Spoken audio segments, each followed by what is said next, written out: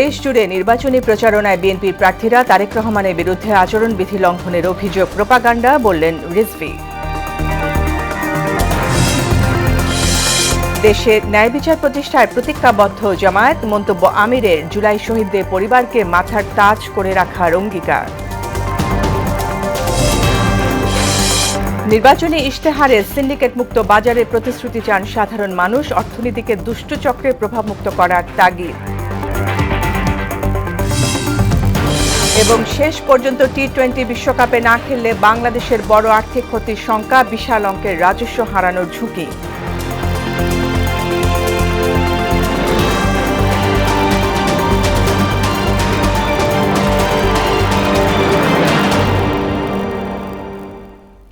আসসালামু আলাইকুম, স্বাগত মোহনা সংবাদে। এতক্ষণ শুনছিলেন শিরোনাম, পুরো সংবাদে সঙ্গে আছি ফারজানা ইয়াসমিন। তারেক রহমানের বিরুদ্ধে নির্বাচনী আচরণবিধি লঙ্ঘনের অভিযোগ সম্পূর্ণ মিথ্যা উল্লেখ করে এটিকে হাইপার প্রোপাগান্ডার অংশ বলে অভিহিত করেছেন বিএনপির সিনিয়র যুগ্ম মহাসচিব রুহুল কবির রিজভী। সকালে রাজধানীর বনানী কবরস্থানে শহীদ রাষ্ট্রপতি জিয়াউর রহমানের কনিষ্ঠ পুত্র আরাফাত রহমান কোকোর মৃত্যুবার্ষিকীতে কবর জিয়ারত শেষে একথা জানান তিনি। রাজনীতি না করেও শুধু জিয়া পরিবারের সদস্য হওয়ায় আরাফাত রহমান কোকো নিপীড়নের শিকার হয়েছেন বলে অভিযোগ করেন রুহুল কবির রিজভী। এটা একটি পরিকল্পিত হাইপার প্রোপাগান্ডার অংশ।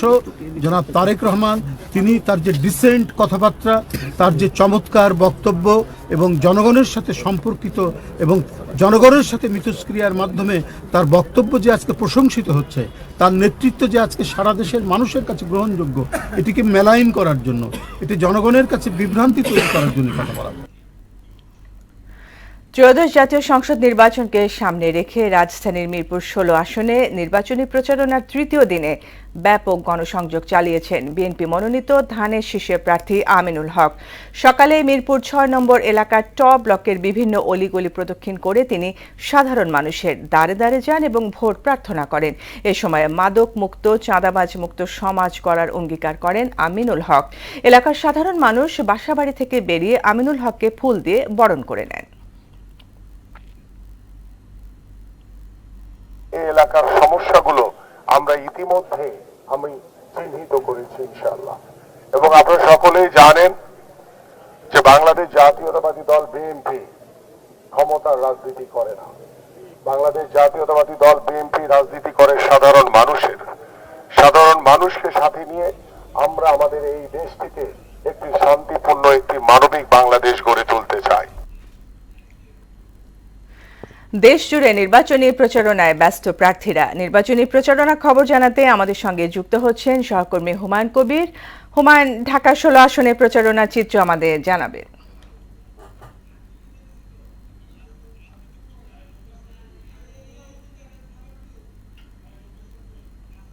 আমিনুল হক ব্যাপক প্রচারণা চালিয়ে যাচ্ছেন। আমরা দেখছি সকাল থেকে, অর্থাৎ 6 নম্বর ওয়ার্ডের বিভিন্ন পাড়া মহল্লা যে বাড়িতে উনি ভোটারদের কাছে যে ভোট প্রার্থনা করছেন, আমরা এখন সরাসরি কথা বলার চেষ্টা করবো। আসলে আপনি তো অর্থাৎ অনেক পরিকল্পনায়, অর্থাৎ সন্ত্রাস চাঁদাবাজ মুক্ত অনেক পরিকল্পনার কথা তুলে ধরেছেন। এখানে আমরা দেখেছি যে যারা ভোটার যারা আছে তারাও কিন্তু আপনার যে আশ্বাস, যে প্রতিশ্রুতি, যে পরিকল্পনা, সেটার উপর অর্থাৎ বিশ্বাস রাখতেছে। আসলে কিভাবে বাস্তবায়ন করবেন আপনার পরিকল্পনা? প্রথমত হচ্ছে যে আমি কোনো প্রতিশ্রুতি দিচ্ছি না। আমরা দীর্ঘদিন ধরে আমার এই এলাকাবাসীর জন্য আমি সমস্যাগুলো চিহ্নিত করে পরিকল্পনা করেছি। সেই পরিকল্পনাগুলো বাস্তবায়নের অপেক্ষায় রয়েছি, এবং আমি আজকে যেখানে দাঁড়িয়ে আছি যে এলাকাটিতে, সেখানে স্থায়ী পুনর্বাসন অত্যন্ত জরুরি। এবং আমার পরিকল্পনার ভিতরে সবার আগে 1 নম্বরে রয়েছে নিম্ন মধ্যম আয়ের সকল নাগরিকদের স্থায়ী পুনর্বাসন করা। এবং আল্লাহ যদি আমাকে নির্বাচিত করে, আমি এই এলাকার সকল নাগরিকদের জন্য স্থায়ী পুনর্বাসন নিশ্চিত করব ইনশাআল্লাহ। এইভাবে আমরা সন্ত্রাস, চাঁদাবাজ, মাদকের বিরুদ্ধে জিরো টলারেন্স নীতি গ্রহণ করে আমরা একটি চাঁদাবাজ মুক্ত, একটি সন্ত্রাস মুক্ত এবং একটি মাদক মুক্ত সমাজ গড়তে চাই। এবং আমরা আমাদের সন্তানরা যারা অর্থের অভাবে পড়াশোনা করতে পারে না, শিক্ষার আলো তাদের ঘরে পৌঁছায়নি, আমরা সেই সকল মানুষগুলোর কাছে প্রত্যেকটি ঘরে ঘরে আমরা শিক্ষার আলো পৌঁছে দিতে চাই। আমরা স্বাস্থ্য সেবা প্রত্যেকটি ঘরে ঘরে পৌঁছে দিতে চাই। এইভাবে আমরা একটি শান্তিপূর্ণ, একটি মানবিক, প্রতিহিংসামূলক রাজনীতি আর আমরা দেখতে চাই না বাংলাদেশে। আমরা চাই দল মত নির্বিশেষে সবাই আমরা একটি পরিবারের মতো বাস করব। একইভাবে এই সমাজের সকলের জন্য সম অধিকার প্রতিষ্ঠিত হবে ইনশাআল্লাহ। ধন্যবাদ ফারজানা, আপনি শুনছেন যে আসলে অর্থাৎ নির্বাচিত হতে পারলে একটা সুখী সমৃদ্ধ মানবিক বাংলাদেশ গড়ে তোলার প্রত্যয় জানিয়েছেন ঢাকা 16 আসনের দানা শীষের প্রার্থী আমিনুল হক। এখানে আমরা দেখেছি যে অর্থাৎ ভোটারদের দ্বারা দ্বারা যাচ্ছেন, উনি বলছেন যে অর্থাৎ ঢাকা 16 আসনের যে সমস্যাগুলো আছে সেগুলো চিহ্নিতকরণ করা হয়েছে, অর্থাৎ জনগণের ভোটে নির্বাচিত হতে পারলে এই সমস্যাগুলো সমাধান করবে বলে উনি ভোটারদেরকে আশ্বস্ত করছেন। ভোটাররা তার যে আশ্বাসের বাস্তবায়ন দেখতে চান। ফারজানা, পল্লবী থেকে এই ছিল আমার কাছে সর্বশেষ। হুমায়ুন, আপনাকে ধন্যবাদ। রাজনীতির ইতিহাসে বহু জনস্রোতের সাক্ষী চট্টগ্রামের পোলো গ্রাউন্ড মাঠ। কখনো আন্দোলন, কখনো জনসভা, কখনো ক্ষমতার বার্তা। দীর্ঘ 21 বছর পর এই মাঠে যাচ্ছেন বিএনপি চেয়ারম্যান তারেক রহমান। তাকে ঘিরে এখন পুরো নগর জুড়ে উত্তেজনা, প্রস্তুতি আর অপেক্ষার প্রহর গুনছেন সেখানকার মানুষ। নারী পুরুষ সকলকে আমরা এই জনসমাবেশে আসার জন্য আহ্বান জানাই। 17 বছর যে চট্টগ্রাম অবহেলিত ছিল, এই অবহেলিত চট্টগ্রামকে উনি সামনের দিকে এগিয়ে নিয়ে যাবে। জনসমুদ্র হবে বলে আমি মনে করি, শুধুমাত্র জনাব তারেক রহমানকে এক নজর দেখার জন্যই। চট্টগ্রাম 16টি আসনের মানুষেরা এবং চট্টগ্রামের আপামর জনসাধারণ আমি জানি মুখিয়ে আছে চট্টগ্রামে তার এই আশাটাকে সেলিব্রেট করবার জন্য। যেখানে যাচ্ছেন জনগণের যে উৎসাহ উদ্দীপনা দেখা যাচ্ছে চট্টগ্রামে ইতিমধ্যে সেটা আমরা দেখতে পাচ্ছি। বাংলাদেশ রাষ্ট্রের উপর কারো খবরদারি সহ্য করা হবে না বলে মন্তব্য করেছেন জামায়াতে ইসলামের আমির ডক্টর শফিকুর রহমান। সকালে গাইবান্ধার পলাশবাড়ীতে 10 দলীয় নির্বাচনী ঐক্য সমর্থিত ও বাংলাদেশ জামায়াতে ইসলামের নির্বাচনী জনসভায় একথা বলেন তিনি। জনসভায় উপস্থিত ছিলেন গাইবান্ধার 5টি সংসদীয় আসনে জামায়াতে ইসলামের মনোনীত প্রার্থী সহ বিভিন্ন পর্যায়ের নেতারা। এর আগে সকালে রংপুরের পীরগঞ্জের বাঁধনপুর গ্রামে 24-এর গণ অভ্যুত্থানের প্রথম শহীদ আবু সাইদের কবর জিয়ারত করেন জামায়াত আমির। সেখানে তিনি বলেন, রাষ্ট্রের দায়িত্ব পেলে দেশে ন্যায় বিচার প্রতিষ্ঠা করা হবে। 54 বছর যেই শাসন, যে রাজনৈতিক ব্যবস্থা, যে বন্দোবস্ত দেশবাসীকে ফেসিবাদ উপহার দিয়েছে, এই শাসনও আমরা আর দেখতে চাই না। আমরা চাই তার আমূল পরিবর্তন। সেই আমূল পরিবর্তনের সময়টা আপনাদেরকে দেশবাসীকে হাত ছানি দিয়ে ডাকছে আগামী 12 তারিখ। গণভোট সফল হলে সাধারণ নির্বাচন সফল হবে, তাই গণভোটের পক্ষে হা বলতে হবে। গাইবান্ধা, বগুড়া সহ বিভিন্ন স্থানে নির্বাচনী প্রচারণায় অংশ নিচ্ছেন জামায়াত আমির। এ বিষয়ে জানাতে বগুড়া থেকে আমাদের সঙ্গে যোগ দিচ্ছেন সহকর্মী রাসেল কবির। রাসেল, জামায়াতের প্রচারণার সবশেষ কি তথ্য আছে আপনার কাছে, আমাদের জানাবেন।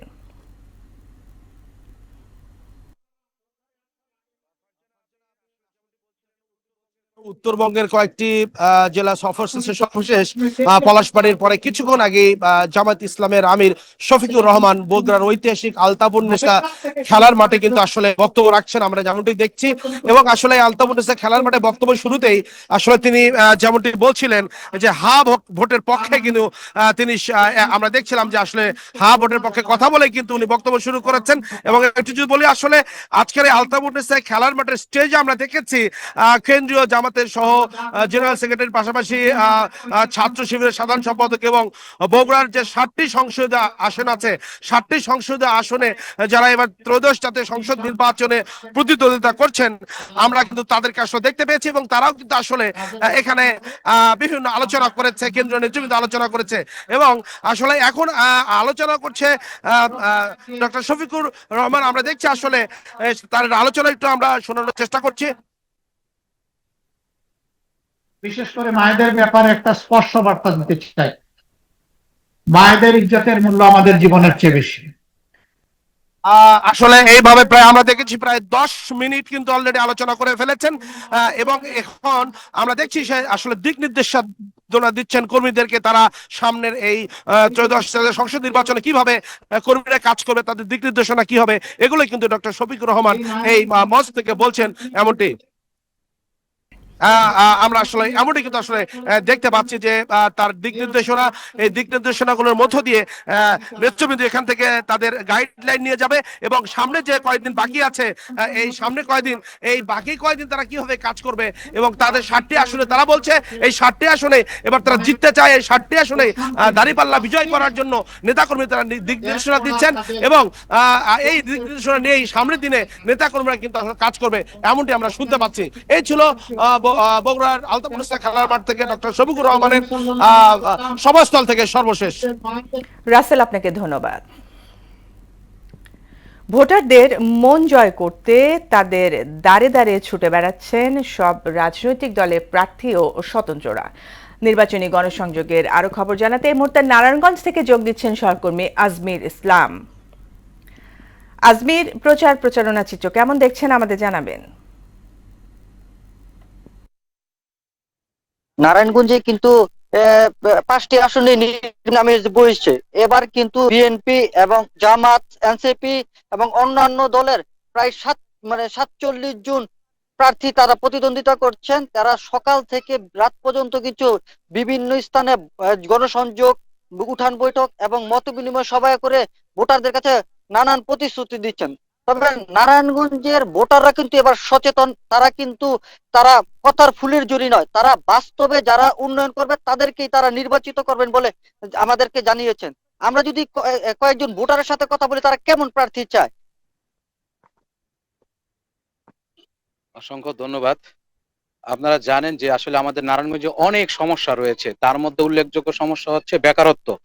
এই বেকারত্বের কারণে আজকে এই যুব সমাজ অধঃপতনের দিকে যাচ্ছে। তা আমরা চাই যুব প্রশিক্ষণের মাধ্যমে তাদের প্রশিক্ষিত করে একজন উদ্যোক্তা তৈরি করা হোক এবং এই উদ্যোক্তাদেরকে যিনি সার্বিক সাহায্য সহযোগিতা করবে, সার্বিক কল্যাণে যিনি কাজ করবে, তাকেই আমরা একজন যোগ্য প্রার্থী হিসেবে নির্বাচিত করব। আমরা আরেকজন প্রার্থী ভোটারের সাথে কথা বলি। ধন্যবাদ। হ্যাঁ, আমরা এই মুহূর্তে দেশের চলমান নির্বাচনের জন্য একজন ভালো প্রার্থী খুঁজি, সন্ত্রাস, নৈরাজ্য, চাঁদাবাজ মুক্ত একজন দেশ গড়ার কারিগর হিসাবে কাজ করবে। আমরা এই ধরনের একজন ভোটার। আগামী 12 ফেব্রুয়ারি নির্বাচন অবাধ, সুষ্ঠু, নিরপেক্ষ হবে এমনটাই প্রত্যাশা নারায়ণগঞ্জবাসী। আজমিন, আপনাকে ধন্যবাদ। ভোটের প্রস্তুতির খবর।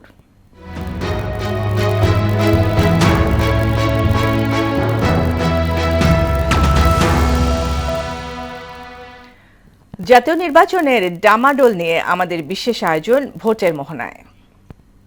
কেমন হবে নতুন বাংলাদেশ, কেমন প্রতিনিধি চান ভোটাররা, কেমন হবে আগামীর 12 ফেব্রুয়ারি ভোট, এসব উত্তর জানতেই আমরা আজকে এসেছি মুন্সিগঞ্জের লোহজং উপজেলার শিমুলিয়া ঘাটে। এখানে এসে দেখেছি যে পাড়া মহল্লা থেকে শুরু করে অলিগলি, অফিস আদালত সবখানে কিন্তু নির্বাচনের যে উৎসবমুখর পরিবেশ সেটি বিরাজ করছে। আমরা এখানকার বিভিন্ন শ্রেণী পেশার মানুষের সঙ্গে কথা বলবো, জানবো তাদের প্রত্যাশার কথা, জানবো আগামী 12 ফেব্রুয়ারিকে ঘিরে এবং নতুন বাংলাদেশ বিনির্মাণে তারা আসলে কি বলতে চান। আমরা সুষ্ঠু একটা নির্বাচন চাই, এমন একটা নির্বাচন জানি কোনো প্রতিক্রিয়া না থাকে। আমরা আমাদের এলাকায় একটা হসপিটাল প্রয়োজন। আমরা আমাদের এলাকায় এমন একজন জনগণের প্রতিনিধিত্ব চাই যে আগামীতে আমাদেরকে এই নদী শাসনে, নদী ভাঙন থেকে রক্ষা করবে। তারপর আপনি আমাদের এখানে স্কুল, ভালোটা স্কুল দরকার, কলেজ এবং একটা শিক্ষা প্রতিষ্ঠান, কিছু কিছু রাস্তাঘাট আছে যেমন আমাদের এই ঘাটে আসার জন্য, এগুলো অনেক কাজকাম বাকি আছে যে আমাদেরকে এই আশ্বাস দিবে। ইনশাল্লাহ আমরা আগামীতে তাকে নির্বাচিত করব। আমি চাই এরকম একটা প্রতিনিধি আসুক, কোনো ঝামেলা হবে না, কোনো রাজনীতি থাকবে না, কোনো কাটাকাটি থাকবে না। চাই যে সবাই জানি, সবাই সব জায়গায় জানি ঠিকভাবে ভোট দিতে পারে। আমরা আরও কিছু ভোটারের প্রত্যাশার কথা জানতে চাইবো। কেমন নতুন বাংলাদেশ, আগামীতে যে নতুন বাংলাদেশ বিনির্মাণ হবে, নতুন নেতৃত্ব আসবে, কেমন নেতৃত্ব চান, কেমন নেতা চান আপনারা? আমরা এরকম একটা নেতৃত্ব চাই যে এলাকায় উন্নয়ন করবে, এলাকায় মাদক মুক্ত রাখবে, এলাকায় পর্যটন শিল্প করবে এবং এলাকার বেকারত্ব দূরত্ব সমস্যা নিরসন করবে। এরকম আমরা একটা জনপ্রতিনিধি চাই যে আমাদের সুখে দুঃখে পাশে থাকবে। ভোটারদের মধ্যে অনেক আগ্রহ আছে যাতে ভোট কেন্দ্রে তারা যেতে পারে, কিন্তু এই ভোট নিয়ে যাতে কোনো বিশৃঙ্খলা না হয় সরকারের প্রতি আমরা দাবি জানাই। আমরা চাই একটা সুষ্ঠু নির্বাচন। যে নেতা মাদকের বিরুদ্ধে জিরো টলারেন্স ঘোষণা করবে এবং সন্ত্রাস, চাঁদাবাজ এগুলো মুক্ত রাখবে, আমরা আশাবাদী। ভালো একটা সরকার আসে আমরা এটা প্রত্যাশা করি। আর আমাদের ব্যবসা এই জায়গায় পর্যটকরা যাতে সরকারি তরফের থেকে একটা ভালো একটা পর্যটকের একটা ব্যবস্থা করে দিতে পারে, যাতে আমরা কাজ কাম করে যেতে চলতে পারি। আমরা 16-17 বছর ভোট দিতে পারি নাই, ভোট কি জিনিস সেটাই ভুলে গেছি, কিন্তু এবার আমরা অনেক আশাবাদী এবং বর্তমান পরিস্থিতি খুবই ভালো, আমরা ভোট দিব সামনে। ওকে, ধন্যবাদ আপনাকে। হাট বাজার অলিগলি থেকে শুরু করে শিক্ষা প্রতিষ্ঠান কিংবা বিশ্ববিদ্যালয়ের করিডোর সবখানে কিন্তু এখন এই মুহূর্তে সবার কাছে প্রত্যাশা নতুন বাংলাদেশ কেমন হবে, নতুন বাংলাদেশ। তো আমরা ভোটারদের প্রত্যাশার কথা জানলাম, তারা বলছেন যে আগামী নির্বাচন যেন অবাধ, সুষ্ঠু, নিরপেক্ষ এবং উৎসব মুখর হয় এবং এই নির্বাচনে যেন সবাই তাদের ভোট দিতে পারে এবং ব্যালট বাক্সের মাধ্যমে যাতে তারা প্রকৃত বাংলাদেশ গঠন করতে পারে, সেই প্রত্যাশায় কিন্তু আমরা বিভিন্ন শ্রেণী পেশার মানুষের সাথে কথা বলে জানতে পেরেছি। তো আগামী পর্ব দেখা হবে আবারও অন্য কোনো জায়গা থেকে, অন্য কোনো স্থানে। আজকের মতো এ পর্যন্ত ছিল মুন্সিগঞ্জের লোহজং উপজেলার শিমুলিয়াঘাট থেকে। নির্বাচনী ইশতেহারের সিন্ডিকেট মুক্ত বাজারের প্রতিশ্রুতি চায় সাধারণ মানুষ। পতিত আওয়ামী লীগ সরকার টানা 3 মেয়াদে ইশতেহারে নিত্যপণ্যের দাম কমানোর প্রতিশ্রুতি দিলেও বরাবরই তা অবহেলিত থেকেছে। কোনো ইস্যু পেলেই তা কাজে লাগিয়ে ইচ্ছে মতো সাধারণ মানুষের পকেট কেটেছে ব্যবসায়ী সিন্ডিকেট। এমন অবস্থায় নির্বাচনী ইশতেহারে বাজার ব্যবস্থাপনাকে গুরুত্ব দিচ্ছে তা যথাযথভাবে বাস্তবায়নের তাগিদও দিলেন বাজার বিশ্লেষকরা। এজন্য উৎপাদন পর্যায় থেকে সরাসরি পণ্য কেনার পরামর্শ দেন তারা। আরিফ হোসেনের ক্যামেরায় উষা ফেরদৌসের রিপোর্ট। বিশ্বে ধান উৎপাদনে ভারত চীনের পরেই বাংলাদেশের অবস্থান। 2024-25 অর্থ বছরে দেশে 4,19,16,000 টন চাল উৎপাদন হয়েছে, যা বিশ্বে মোট উৎপাদিত চালের 7%। অথচ বাস্তবতা হলো বছর জুড়েই অস্থির ছিল দেশের চালের বাজার। এজন্য সিন্ডিকেটের কারসাজি এবং তা তদারকিতে সরকারের দুর্বলতাকেই দায়ী করছেন ভোক্তারা। এটা সব সিন্ডিকেটের ব্যাপার, এটা আমরা তো চালক কৃষকরা তো পোষা পাচ্ছি না। বৈশাখ মাসে 7 দেশব্যাপী ধান কাটলো, পরের মাসে বাজারটা উঠে লাভ দিয়ে 10 টাকা 15 টাকা বেড়ে গেল। এটার কারণটা 500 কামাই করলে 400-450 টাকা চালের পিছিয়ে যায়। অব্যাহত মূল্যস্ফীতির কারণে ভোক্তার যখন দম বন্ধ পরিস্থিতি, তখনও নানা অজুহাতে দাম বাড়িয়েছে মুনাফাখোর সিন্ডিকেট। এমন অবস্থায় নির্বাচনী ইশতেহারে সিন্ডিকেট মুক্ত বাজারের প্রতিশ্রুতি চায় মানুষ। সিন্ডিকেটের কারণে কৃষকরা দাম পায় না, সাধারণ মানুষেরও সেটা বেশি দাম দিয়ে কিনতে হয়। একের পর এক সিন্ডিকেট লেগেই ছিল। তো আসলে এবার থেকে আমরা চাই যে নতুন সরকার আসবে, যখন নতুন ভাবে নতুন ইশতেহার গঠন করবে, রাজনৈতিক দলগুলো ইশতেহার থাকবে এরকম যে বাজারের যে সিন্ডিকেট, এই সিন্ডিকেটটা যাতে ভেঙে ফেলতে পারে। নির্বাচিত জনপ্রতিনিধিরা নিত্যপণ্যের বাজার নিয়ন্ত্রণ ও সিন্ডিকেটের অপতৎপরতা বন্ধে কি পদক্ষেপ নেবেন? ভোক্তারা ইশতেহারে তার সুনির্দিষ্ট ঘোষণা প্রত্যাশা করে বলে জানালেন এই কৃষিবিদ। এটা সিন্ডিকেট যে ভাঙতে পারতেছে না। আমরা যদি এই জায়গায় আসি, সেটা হলো যে আমাদের মেইন সমস্যা হচ্ছে যে লেজুর ভিত্তিক মানে যে রাজনীতির যে চর্চা, অর্থাৎ আমরা যখন যে দল ক্ষমতায় থাকে তখন তারা চেষ্টা করে হলো তাদের যারা কর্মী থাকে বিভিন্ন পর্যায়ে, তারা অনেক সময় দেখা যাচ্ছে যে অন্যায় করে যাচ্ছে, অর্থাৎ তারা এখানে পাওয়ার ব্যবহার করছে। এটাকে ভাঙতে হলে আরেকটা জায়গা যেটা, সেটা হচ্ছে যে আমাদেরকে এই যে লেজুর ভিত্তিক রাজনীতির যে হলো যে মানে প্রভাব, যেটা সে প্রভাব মুক্ত করার জন্য পলিসি ডেভেলপ করতে হবে। ব্যবসায়ীরা ভর্তুকি, প্রণোদনা, কর হ্রাসসহ নানা সুযোগ সুবিধা হাতিয়ে নিলেও হাতে গোনা কয়েকটি ব্যবসায়িক গ্রুপই বাজারে কৃত্রিম সংকট সৃষ্টি করে বলে মনে করেন এই কৃষি তথ্যবিদ। কোনো বাজারেই আপনি শুধুমাত্র সিন্ডিকেটকে খুব বেশি আইন করে কন্ট্রোল করাটা খুবই মুশকিল।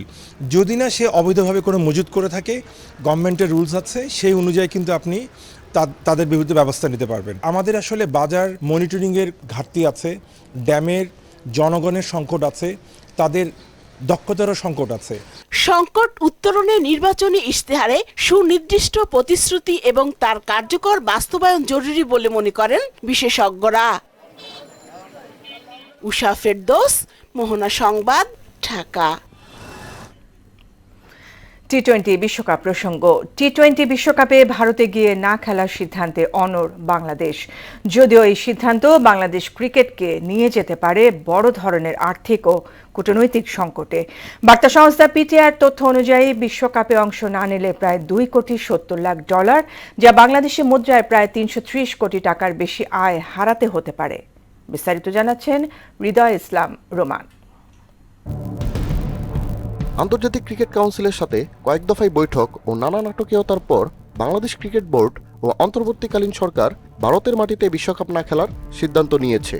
যদিও বিসিবি বলছে তারা এখনও লড়াই চালিয়ে যাবে, তবে বিশ্বকাপ শুরুর যেখানে 2 সপ্তাহ বাকি সেখানে কোনো অদলবদল আনা কার্যত সম্ভব নয়, জানিয়ে দিয়েছে আইসিসি। ক্রিকেট বোর্ড ও ক্রিকেটারদের আয়ের একটা বড় উৎস আইসিসির এই বৈশ্বিক ইভেন্টগুলো। তাই এই আয়োজনে অংশ না নেওয়ার কারণে বাংলাদেশ ক্রিকেট বোর্ড, তার ক্রিকেটার ও সংশ্লিষ্টরা একটা আর্থিক ক্ষতির মধ্যে পড়বে। টি-20 বিশ্বকাপে অংশ নিলেই বাংলাদেশ ক্রিকেট বোর্ড, তার ক্রিকেটার, কোচিং স্টাফ ও ম্যানেজমেন্টের জন্য পাওয়া যেত প্রায় $3 লাখ মতো, যা বাজার মূল্য প্রায় 4 কোটি টাকা। তবে সেরা 12 দলের মধ্যে থাকতে পারলে কোনো দল পাবে $5.5 কোটি টাকার বেশি, যা ডলারের হিসেবে $4,50,000। বাংলাদেশ যদি আনুষ্ঠানিকভাবে টি-20 বিশ্বকাপ থেকে সরে দাঁড়ায় তাহলে এর বড় আর্থিক প্রভাব পড়বে খেলোয়াড়দের উপর। ম্যাচ ফি, পারফরমেন্স বোনাস এবং প্রাইজ মানির সুযোগ থেকে বঞ্চিত হবেন তারা। ফলে ব্যক্তিগত আয়ের বড় ধরনের ক্ষতির মুখে পড়তে পারেন জাতীয় দলের ক্রিকেটাররা। আইসিসির কাছ থেকে $3 লাখ থেকে $5 লাখ মার্কিন অংশগ্রহণ ফি পাওয়ার কথা, সেটি আর পাওয়া যাবে না। বাংলাদেশি মুদ্রায় এই অঙ্ক প্রায় 4 থেকে 6 কোটি টাকা, যা বোর্ডের জন্য একটি বড় ক্ষতি। টি-20 বিশ্বকাপ বিশ্ব ক্রিকেটের অন্যতম লাভজনক টুর্নামেন্ট। এই আসরে অংশ নিতে না পারলে খেলোয়াড় ও বোর্ড উভয়ের জন্য আর্থিক প্রভাব হবে উল্লেখযোগ্য। বাংলাদেশ না খেললে সম্প্রচার ও স্পন্সরশিপ আয়েও প্রভাব পড়তে পারে। হৃদয় ইসলাম রোমান, মোহনা সংবাদ। শেষ করব মোহনা সংবাদ, যাবার আগে শিরোনামগুলো আরও একবার।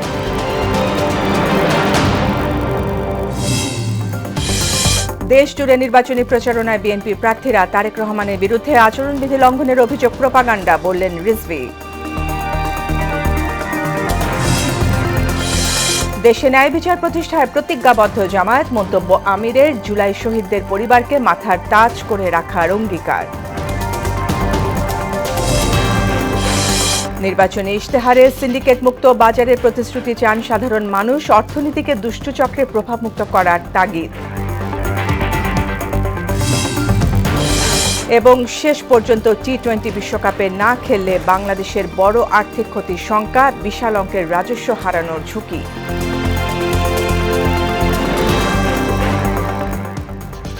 এই ছিল মোহনা সংবাদে। পরবর্তী সংবাদ বিকেল 5:30টায়, এর আগে বিকাল 3টায় দেখবেন সংবাদ এক নজরে। মোহনার সবশেষ খবর জানতে ভিজিট করুন www.mohana.tv। সংবাদ দেখতে পারেন ফেসবুক, ইউটিউবেও। এতক্ষণ সঙ্গে থাকার জন্য ধন্যবাদ।